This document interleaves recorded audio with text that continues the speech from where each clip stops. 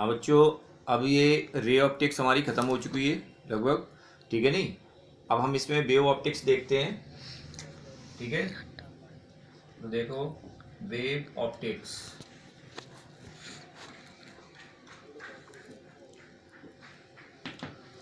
Wave optics हम पढ़ते हैं इसमें।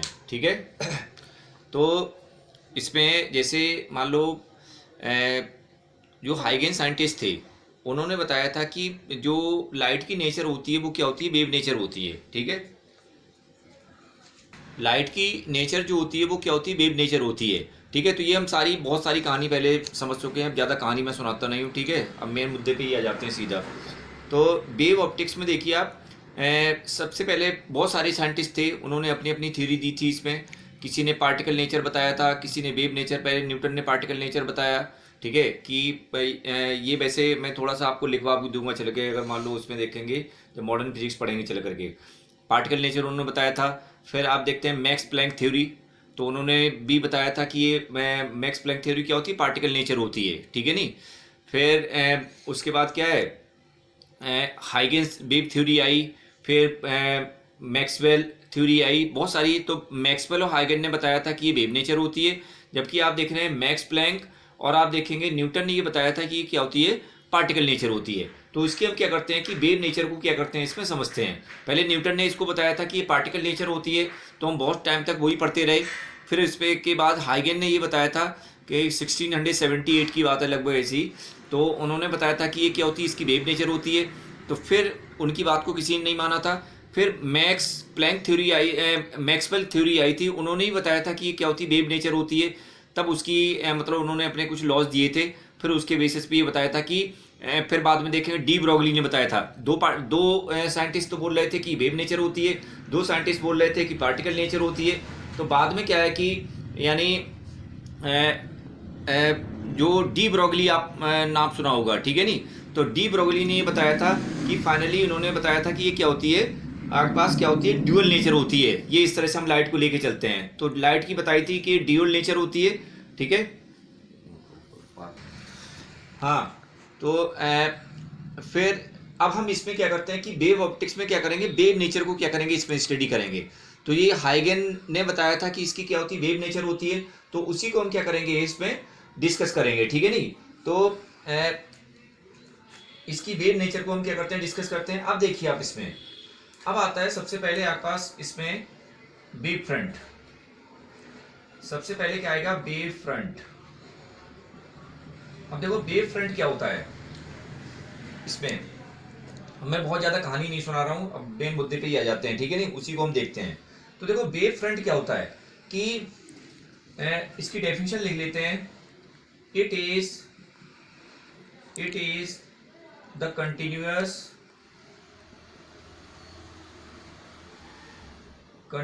locus, it is the continuous locus of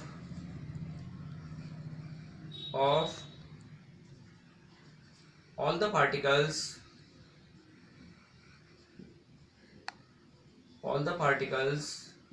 it is the continuous locus of all the particles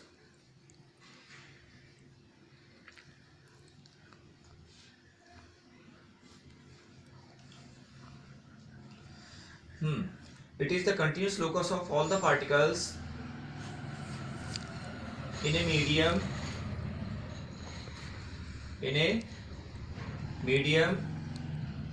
which are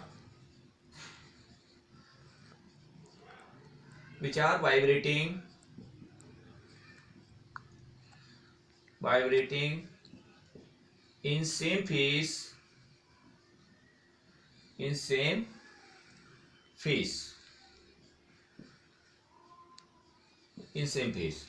तो ये क्या होता है कि उन पार्टिकल्स का लोकस है, यानी एक ऐसी सरफेस, चाहे थोड़ा डेफिनेशन ऐसे लिख सकते हो, वैसे तो सब मैथ्स की समझ ही रहे हो लोकस क्या होता है। ठीक है नहीं, तो it is the continuous locus of all the particles in a medium which are vibrating in same phase.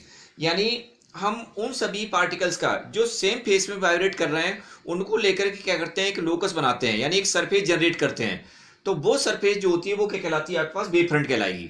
जैसे फॉर एग्जांपल अगर मान लो हमने आपसे कह दिया कि सपोज कर लो कोई हमने सोर्स इस तरह से ले लिया, ठीक है नहीं, ये हमारे पास सोर्स है और इससे आप देख रहे हैं कि वेव क्या है, सभी डायरेक्शन में जा रही है। मान लो सोर्स की, मान लो इससे वेव निकल रही है, इसकी इक्वेशन अगर मैं लिखना चाहूँ तो ए साइन और ओमेगा टी प्लस आपके पास के एक्स, ये इस तरह से वेव की इक्वेशन पढ़ी हुई 11th में पढ़ी है कि नहीं, ये मान लो वेव की इक्वेशन है। अब आप देख रहे हैं ओमेगा तो ये तो फिक्स हो गया क्योंकि मान लो उसी मीडियम में चल रहा है तो बी स्पीड सेम होगी, तो आप देख रहे हैं ओमेगा तो आपका कांस्टेंट हो गया। अब आप देख रहे हैं कि ये फेस होता है, फेस एंगल ये होता है। अब ये क्या होता है कि यहाँ से पोजीशन पर डिपेंड करता है। हमने आपको बताया था कि वेव जो होती है वो क्या होती है कि कॉम्बिनेशन ऑफ क्या होता है कि इनफाइनाइट एसएचएम, बहुत सारे एसएचएम का क्या होता है कॉम्बिनेशन होता है, और अगर एक्स को फिक्स कर दिया जाए तो उस कंडीशन में वेव की इक्वेशन जो होती है एसएचएम की हो जाती है। तो अगर मान लो हम देखेंगे एक्स क्या होता है कि उस सोर्स से आप देखेंगे डिस्टेंस, तो अगर मान लो हमने आपसे कह दिया कि एक पॉइंट मैं इधर ले लूं, एक पॉइंट इधर ले लूं x1 डिस्टेंस पे, x1 डिस्टेंस पे इधर, इसी तरह से इस सोर्स से मान लो x1 डिस्टेंस के सभी डायरेक्शन में पॉइंट आप लो।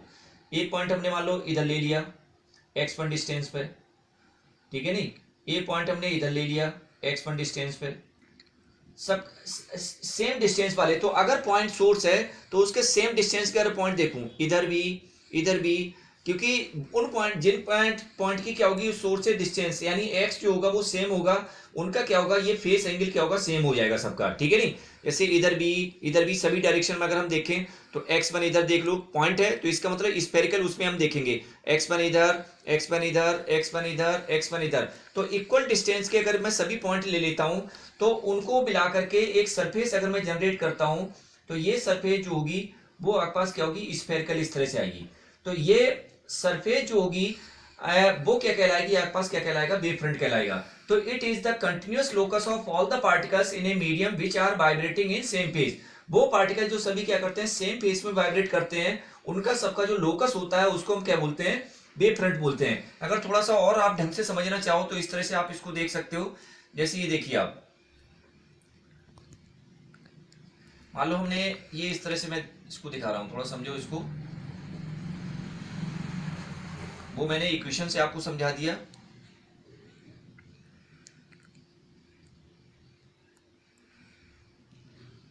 अब मान लो हमने आपसे कह दिया ये सोर्स है हमारा, अब इससे वेव्स क्या है कि इस तरह से जनरेट हो रही है, ठीक है नहीं। तो ये वेव ऐसे जा रही है, ये इस तरह दिखा दिया, इससे हमने ये इस तरह दिखा दिया, ये इस तरह से दिखा दिया, ठीक है, ये इस तरह से दिखा दिया।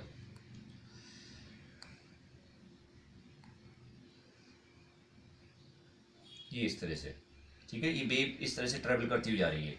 ये हमने वेव इधर भी सभी डायरेक्शन वेव इस तरह से ट्रेवल करके जाएंगी, ठीक है नहीं। ये इस तरह से दिखा दिया हमने, ठीक है, और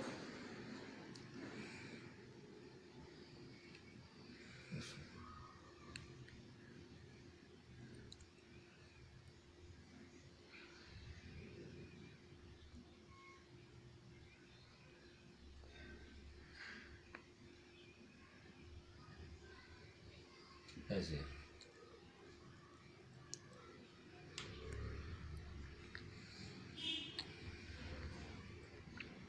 ऐसे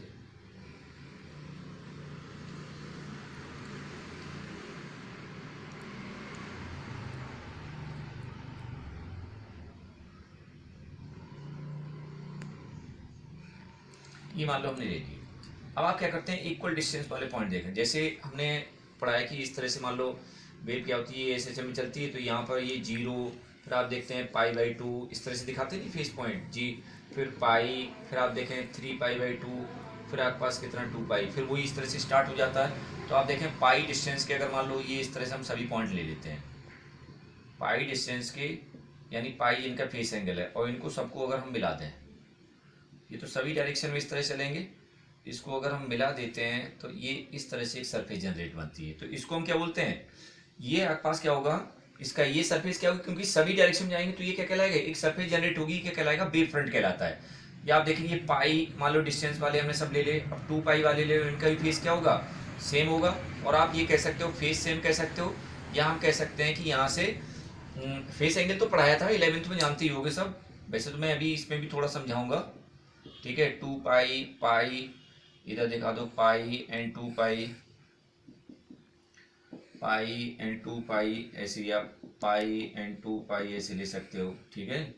पाई एंड 2 पाई ऐसे ले सकते हो। अब आप देख रहे हैं कि 2 पाई जिनका फेस है उनको सबको हमने मिला दिया। थोड़ा सा यहाँ कुछ गड़बड़ सी हो गई बनने में, चलो कोई नहीं, समझ तो आएगी यार। ये इस तरह से, तो आप देख रहे हैं कि ये वेव ऐसे क्या करते हैं, हम ऐसी वेव को दिखाते हैं इस तरह से ट्रेवल करती हुई जा रही हैं। तो हम क्या करते हैं कि इस पे कि जो हमारी वेव्स होती हैं, ठीक है, इस साइड मैंने यहाँ थोड़ी सही नहीं बनाई ये कर्व,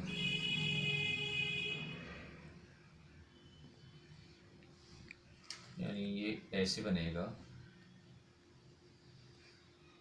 ऐसे, और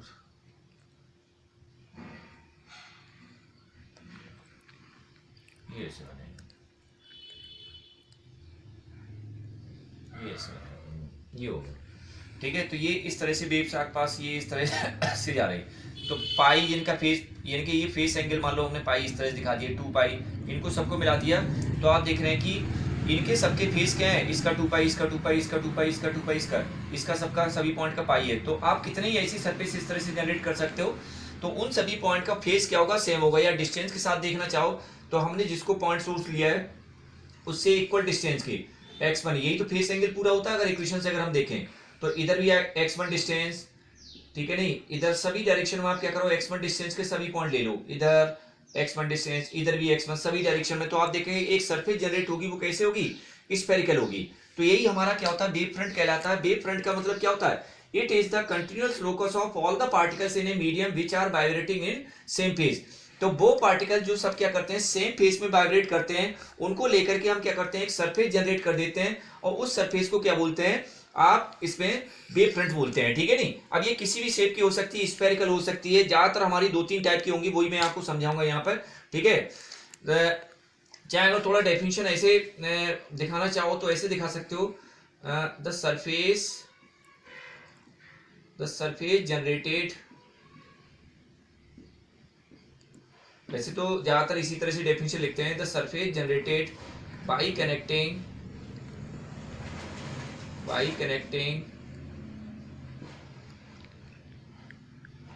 all points, by connecting all particles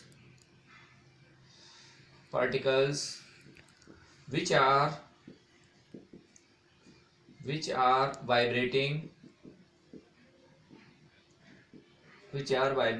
in same phase, which are vibrating in same phase, called wave front, ठीक है। नहीं, ऐसे कह सकते हो वेव फ्रंट। तो यानी जिन पार्टिकल का या जिन पॉइंट्स का सबका क्या है, फेस सेम है, उनको सबको क्या कर रहे हैं, कनेक्ट करके एक सरफेस जनरेट कर देते हैं।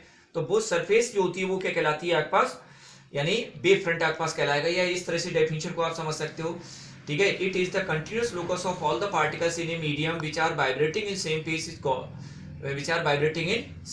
तो ये इस तरह से हमारा क्या कहलाएगा, ये वेव फ्रंट कहलाता है, ठीक है। नहीं, तो ये किसी भी शेप का आप देखेंगे इस तरह से, बहुत सारे इस तरह से हो सकते हैं वेव फ्रंट, समझ में आया। अब देखिए आप इसमें कितने टाइप के हम वेव फ्रंट होंगे वो हम पढ़ेंगे, इसमें समझते हैं। देखो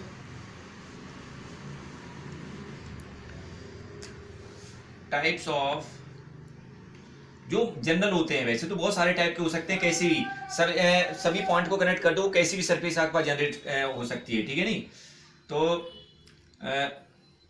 टाइप्स ऑफ वेव फ्रंट कुछ हम पढ़ते हैं, ठीक है। नहीं, सम टाइप्स ऑफ, ऐसे लिख लो, some types of wave front. तो वेव फ्रंट में क्या होगा कि सभी पार्टिकल क्या होने चाहिए, एक ही फेस में जो वाइब्रेट करते हैं उनको लेकर के हम क्या करते हैं, सरफेस जनरेट कर देते हैं। तो वो हमारा क्या कहलाता है, वेव फ्रंट। फेस तो जानते ही होगे, 11th में पढ़ा होगा ना फेस, ठीक है। तो देखो आप, सबसे पहले आपके पास आता है number 1, spherical wave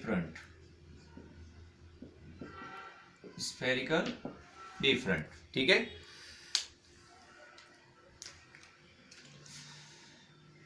when the source, अब ये देखो दोनों केस में होता है, चाहे आप लाइट के केस में देख लो और चाहे आप क्या कर सकते हो साउंड के केस में। यहाँ हम लाइट में पढ़ रहे हैं, ठीक है नहीं, साउंड में भी आपके पास ये सिचुएशंस होती हैं। तो when source of light, when the source of light is a point source, is a point source, then the wavefront, then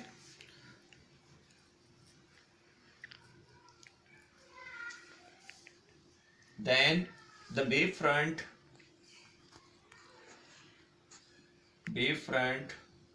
obtained, then the wavefront obtained is called, ऐसे लिख दे, is spherical wavefront,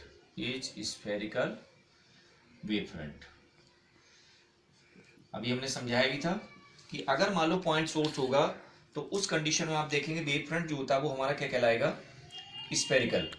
तो जैसे ये point source आपने ले लिया, point source, क्योंकि आप देख रहे हैं इसमें सभी डायरेक्शन में जाएंगी, तो अगर इक्वल डिस्टेंस के हम सभी पॉइंट को लेकर के एक सरफेस जनरेट करें तो वो कैसी बनेगी, स्फेरिकल। तो ये आप देखेंगे बहुत सारे वेव फ्रंट ऐसे आपके पास, ये यानी वेव्स तो इससे ऐसे निकलेंगी इस डायरेक्शन में, सभी डायरेक्शन में आप वेव इस तरह से दिखा देते हैं। वेव फ्रंट हमेशा क्या होता है, वेव के परपेंडिकुलर आएगा ऑलवेज, ठीक है नहीं। वेव फ्रंट जो होता है वो हमेशा, ये किसी डिफरेंट डिस्टेंस का ले लो तो ये इस तरह से आपके पास आ जाएगा, और आप इसमें दिखाना चाहो तो ये इस तरह से, तो ये सब क्या होंगे, यानी ये पॉइंट सोर्स के केस में जो वेव फ्रंट होगा वो क्या कहलाएगा, स्फेरिकल वेव फ्रंट,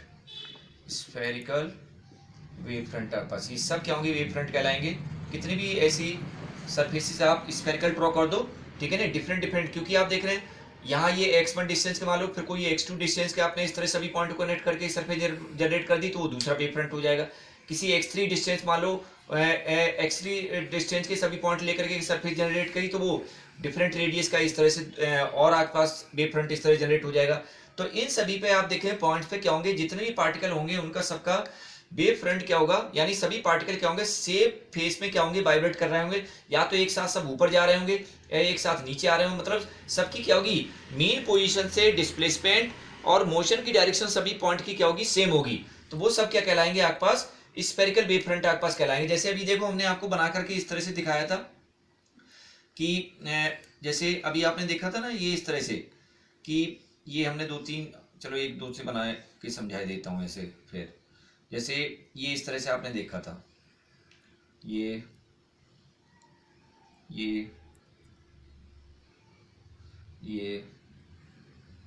इस तरह से वेव्स जा रही है, ठीक है नहीं। तो अब जैसे यहाँ का पार्टिकल जो मीन पोजीशन पे है और इसके मोशन की डायरेक्शन वो आपने 11th में पढ़ी भी थी कि किस तरह से हम इसमें निकालते हैं, ठीक है नहीं। तो आप देख रहे हैं ये पार्टिकल जो होगा वो क्या होगा, नीचे की तरफ इस तरह से जा रहा होगा।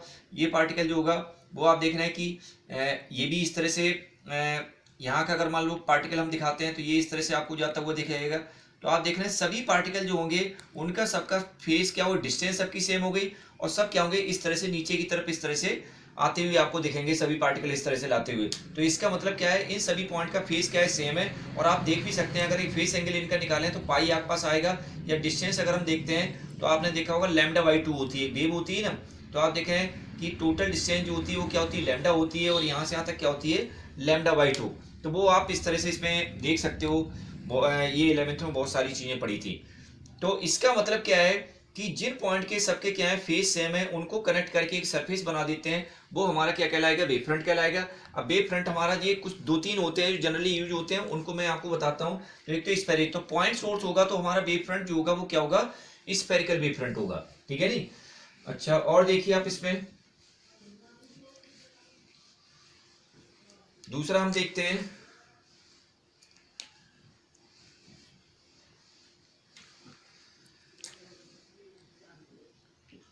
दूसरा हमारा क्या होगा, मान लो हमने आपसे कह दिया plane wave front, plane wave front.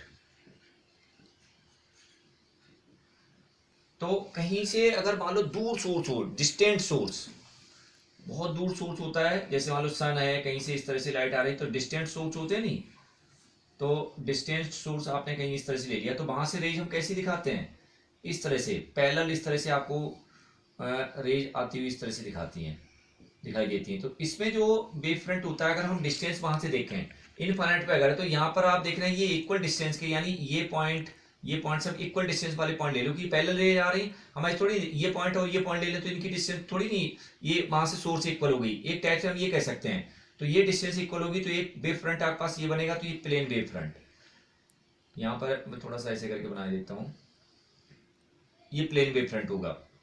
अगला एक वेव फ्रंट इस तरह से हो सकता है, ऐसे ही बिल्कुल पोटेंशियल में आपने इक्विपोटेंशियल सरफेस पढ़ी थी कि नहीं, वो हमने समझाई थी, बिल्कुल इस तरह से आ जाएगा। बहुत सारे आप इस तरह डिफरेंट डिस्टेंस के, तो इनमें क्योंकि आप देख रहे हैं सरफेस ऐसी बनाते हैं, क्योंकि इस तरह से आप देख रहे हैं इस पॉइंट की डिस्टेंस सेम होगी, इस पॉइंट की डिस्टेंस, इनको लेकर के हमने एक सरफेस बना दी, तो ये प्लेन सरफेस इस तरह से बनेगी आकर के, ठीक है नहीं। तो ये क्या कहलाएगा, आपके पास ये सारे क्या होते हैं, वेव फ्रंट होते हैं, और ये सब कैसे हैं, हमारे प्लेन वेव फ्रंट है, प्लेन वेव फ्रंट। तो ये प्लेन वेव फ्रंट होगा। तो अगर मान लो हमने आपसे कह दिया व्हेन द सोर्स ऑफ, ऐसे लिख सकते हो अगर लिखना, when the source of light is very far, यानी एट लॉन्ग डिस्टेंस आप कह सकते हो, ठीक है नहीं। तो then the wave front obtained is called, क्या होगा, इस सॉरी प्लेन वेव फ्रंट आपके पास ये इस तरह से कहलाएगा, ठीक है। तो ऐसे लिख सकते हो, इन केस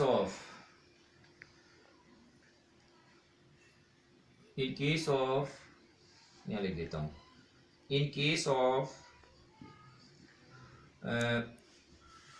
डिस्टेंट।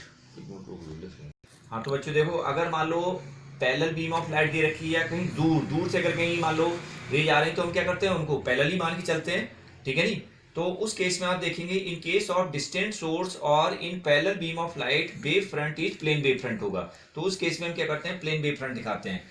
तो एक हमारा स्फेरिकल हो गया, एक प्लेन हो गया। और हमेशा क्या होता है कि पहले तो ये समझ लो, वेव फ्रंट जो होगा वो ऑलवेज परपेंडिकुलर टू किसके होता है, यानी वेव के, यानी रेज के क्या होता है कि हमेशा क्या होगा, परपेंडिकुलर होगा ये, ठीक है नहीं। अगर आपको इसे समझ नहीं आता तो इस तरह से भी ध्यान रखोगे, ये हम लिखवाएंगे अभी पॉइंट्स में। तीसरा आप देखते हैं जनरली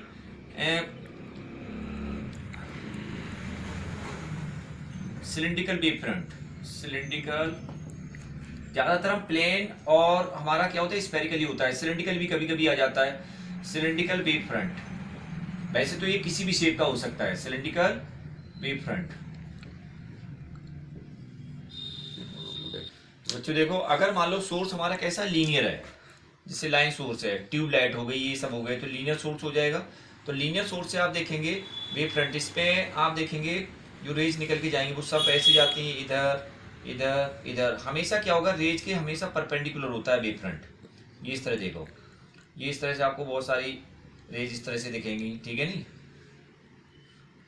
तो इस तरह से आप सभी डायरेक्शन में ऐसे इस तरह जाएंगे। तो आप वेव फ्रंट अगर बनाएंगे तो आप देख रहे हैं इक्वल डिस्टेंस, सोर्स से इक्वल डिस्टेंस के सभी पॉइंट ले लो, उन्हीं का आप देख रहे हैं कि फेस क्या होगा, सेम होगा। तो हमारी इक्वल डिस्टेंस अगर यहाँ से जितनी x1 इधर भी x1 है, तो ये सरफेस अगर हम बनाएंगे तो ये इस तरह से हमारी सरफेस बनेगी।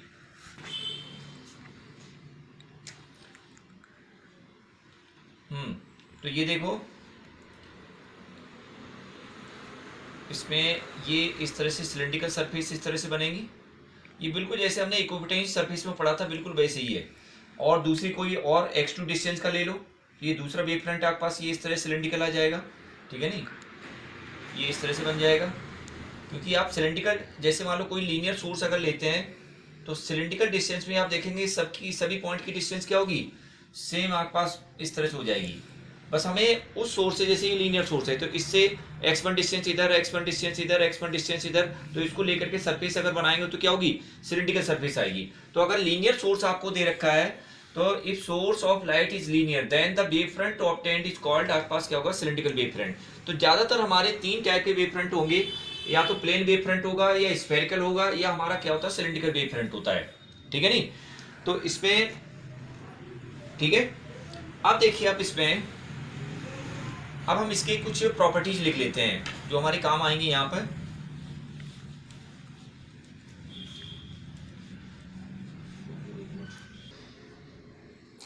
हाँ बच्चों, तो ये इसमें देखो, अब जैसे मान लो कुछ ऐसे भी वेव फ्रंट होंगे जिसमें आप देखेंगे, जैसे कुछ पूछ लेते हैं आपसे तो उनको थोड़ा थोड़ा सा हम समझ लेते हैं, या चलो इनकी प्रॉपर्टी लिख लेते हैं, फिर उसके बाद समझते हैं। अब देखो इसमें होता क्या है, जैसे इन्होंने कुछ प्रॉपर्टीज दी हैं, उन प्रॉपर्टीज को समझेंगे। जैसे मान लो पॉइंट सोर्स ही ले लिया हमने, ठीक है नहीं, पॉइंट सोर्स आपने इस तरह से दिखा दिया, ये आपका पॉइंट सोर्स है। तो आप देख रहे हैं इसमें वेव फ्रंट आपके पास ये इस तरह से होंगे, पॉइंट ज़्यादातर ये पॉइंट सोर्स ही हमारा यूज होता है, ये स्फेरिकल वेव फ्रंट आपके पास इस तरह से होंगे। तो इन्होंने ये कुछ प्रॉपर्टीज दी हैं, जिनको हम क्या करेंगे, पढ़ेंगे। पहली बात तो क्या होता है कि इसमें जैसे ये हमारा मेन सोर्स है, अब इस मेन सोर्स से क्या है कि इस तरह से लाइट क्या होती है, सभी डायरेक्शन में इस तरह से ट्रेवल करती है, ठीक है नहीं। तो अब हम क्या करते हैं कि अगर मान लो समथिंग डिस्टेंस पे आकर के हमने एक वेव फ्रंट जनरेट कर दिया, एक वेव फ्रंट मान लो हमने ये इस तरह दिखा दिया, तो इन्होंने बताया था कि वेव फ्रंट के ऊपर सिचुएटेड एवरी पॉइंट जो होता है वो क्या करता है कि नए सोर्स की तरह काम करता है, एक न्यू सोर्स की तरह काम करेगा, ठीक है नहीं। ईच पॉइंट आपके पास क्या होगा, वेव फ्रंट के ऊपर क्या करता है, एक नए सोर्स की तरह काम करता है। और इससे क्या होता है कि स्फेरिकल वेव फ्रंट क्या होता है कि इस तरह से आगे की तरफ इस तरह से निकलता है सभी डायरेक्शन में, ये इस तरह से, ये स्फेरिकल वेव फ्रंट क्या होता है कि इस तरह से ये होता है, ठीक है नहीं। यानी every point on a wave front, इन्होंने क्या बताया था कि every point on a wave front acts as a new wave front, new source, यानी वेव फ्रंट के ऊपर एवरी पॉइंट जो होता है एक नए सोर्स की तरह काम करता है। और जिससे क्या होता है कि इस तरह से स्फेरिकल क्या होती है कि वेव्स इस तरह से निकलती हैं, जिनको क्या बोला जाता है, सेकेंडरी वेवलेट्स, ये इन्होंने नाम दिया, इनको हम क्या बोलते हैं, सेकेंडरी वेवलेट्स इस तरह से होती हैं, ठीक है नहीं। तो आप देख रहे हैं किसी वेव फ्रंट के ऊपर जो होता है एवरी पॉइंट जो होता है वो एक नए सोर्स की तरह काम करता है, और जिससे क्या होता है कि वेव्स इस तरह से ट्रेवल करती है, जिसको हम क्या बोलते हैं, सेकेंडरी वेवलेट्स बोलते हैं। इसमें इनको क्या बोलते हैं, हाँ बच्चों, तो इसमें इन्होंने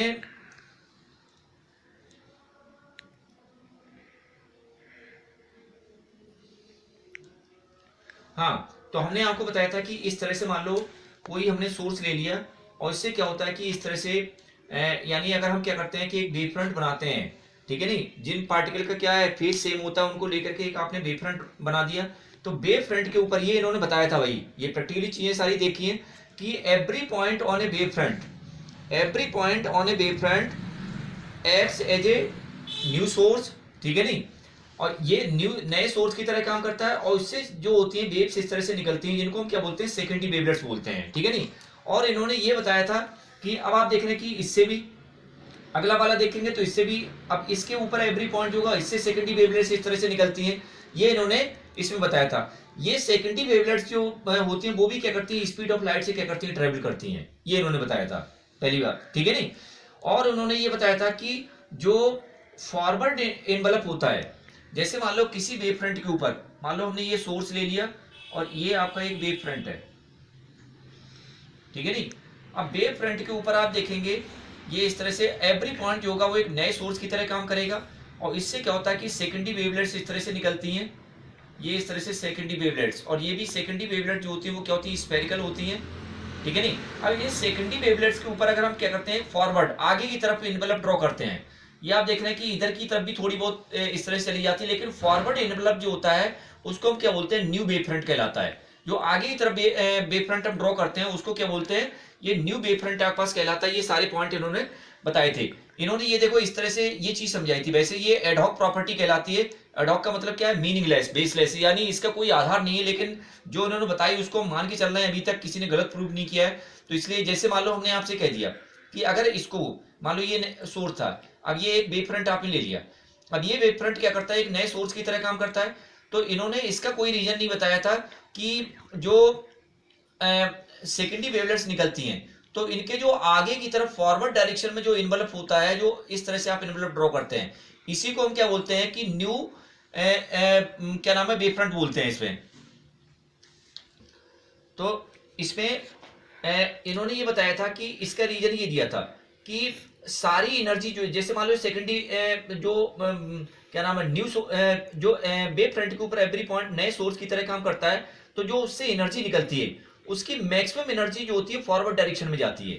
बैकवर्ड डायरेक्शन में एनर्जी क्या होती है, बहुत कम होती है। लेकिन अगर जितनी एनर्जी फॉरवर्ड में चलेगी उतनी बैकवर्ड में आ गई, तो इधर से एनर्जी आएगी कैसे आगे।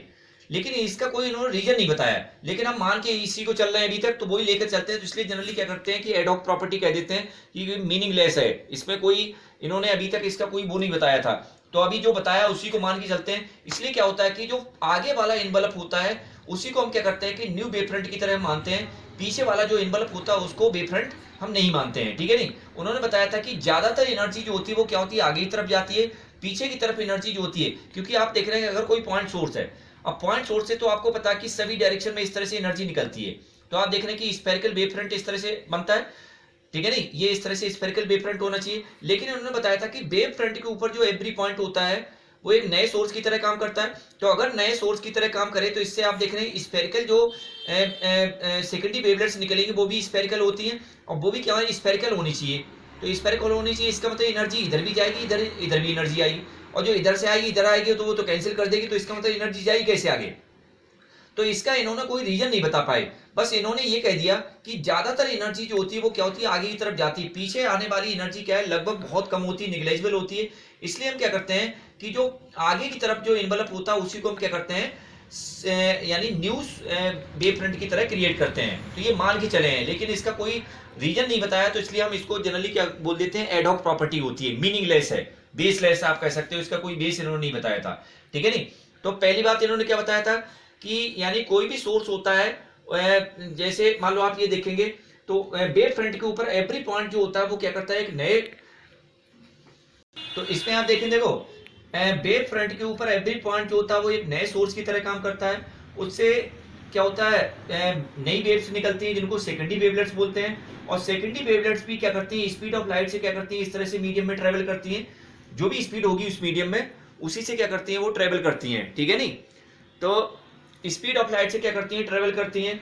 और आप देख रहे हैं कि देखो इसमें जो सेकेंडरी वेवलेट्स के ऊपर जो आगे की तरफ फॉरवर्ड एनवलप होता है वो क्या करता है, एक नए वेव फ्रंट की तरह काम करता है, ठीक है नहीं। और इसमें आप देखेंगे हाँ, इसमें जो वेव्स होती हैं, वेव फ्रंट जो होता है वो ऑलवेज क्या होता है, परपेंडिकुलर टू वेव्स होता है। जैसे आप देखें कोई किसी का भी आप इस तरह से दिखाते हैं तो वेव्स के हमेशा क्या होगा, वेव मान लो हमने कह दिया ऐसे जा रही है तो वेव फ्रंट ऑलवेज क्या होता है, वेव्स के परपेंडिकुलर होता है, ठीक है।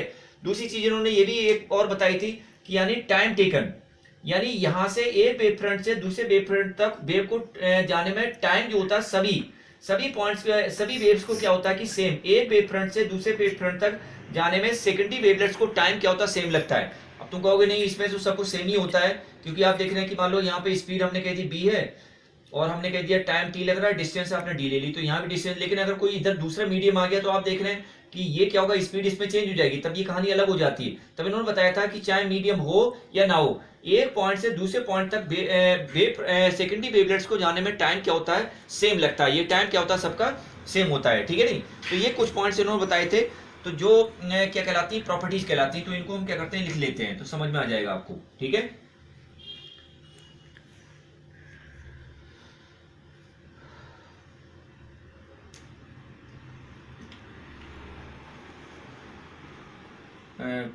प्रॉपर्टीज प्रॉपर्टीज देखिए, नंबर 1 लिख देता हूँ।